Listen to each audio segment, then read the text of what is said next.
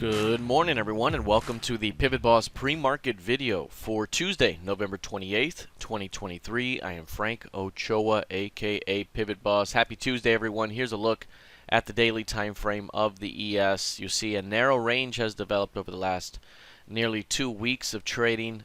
This range has developed at the highs of the recent moves. Very, very bullish overall trend that has developed here, with the 8-period average continuing to rise at a very steep pace. And we are now at the next near-term edge, which is this key range high right there. 45, 47, 75s. Last time there was a trap and we dropped back down. Will that happen again?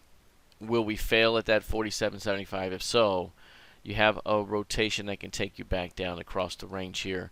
First to the midpoint of the range, 44.56, and then 43.65 as the bottom of the key range.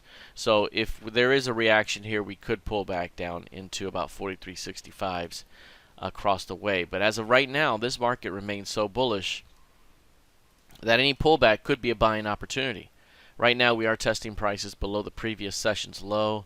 If we drop into the 8-period average into that bullish Pima trigger zone, that could provide an opportunity for bulls to defend.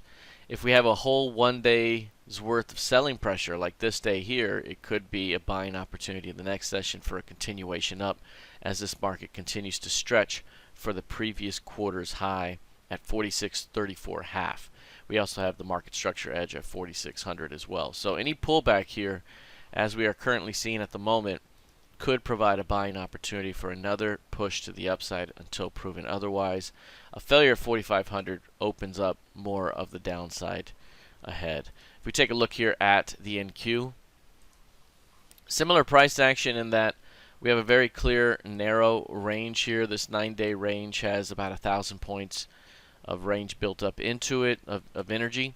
We're sitting right at the quarterly high, right at a multi-month trading range at the highs of that range. So if we do fail back below, say, 15.8, that opens up a rotation that could take us back toward 15.2, for example.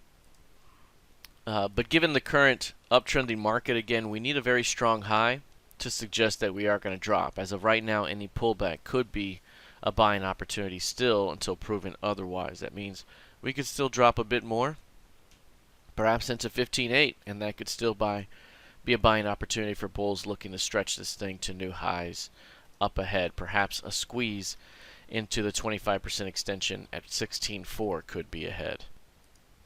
So right now, any early weakness here could be dealt with by bulls as a defense opportunity for a rotation back within the top of the trading range. A failure at the bottom of the range opens up weakness below. Taking a look at crude oil. This one right here has been on a path toward the previous quarter's low. Right now, we are seeing an inside day narrow range develop with a downward bias. Very clear downward price discovery here. 20-plus point decline so far, and there's a little bit more to drop into 69.69. We're currently trading 75, so there's at least 6 points of more downside ahead.